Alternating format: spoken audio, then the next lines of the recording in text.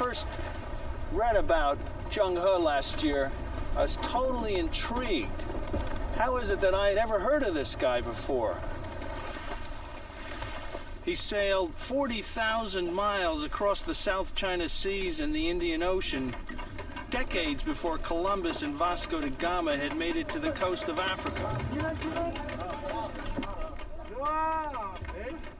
The only way I can truly understand these great voyages is to make them myself and get a taste of the worlds that Zheng He and his crews must have experienced 600 years ago.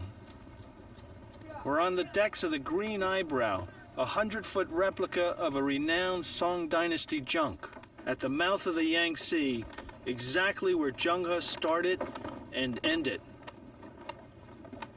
The great treasure fleet had hundreds of ships, some many times this size, making China the undisputed ruler of the sea. Yet this unprecedented period of Chinese expansion would, one day, suddenly come to an end. The central enigma of the last millennium, I think, is why it's the West that is dominant today in the world rather than the East. Anybody for the first half of the last millennium would have been confident that it would be China who would be the major player in the world economy and in the global military. And instead, about halfway through the millennium, something happened, and in fact it was Europe and people of European stock who ended up triumphant today. The key question is how that came to happen.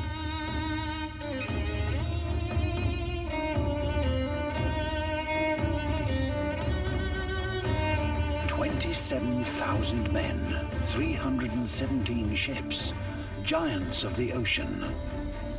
Some 400 feet in length, under the masterly eye of its titanic leader.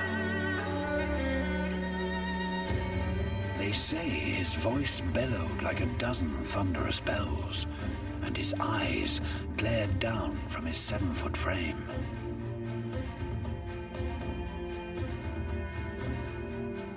A formidable man, with power to wield as he chose, in peace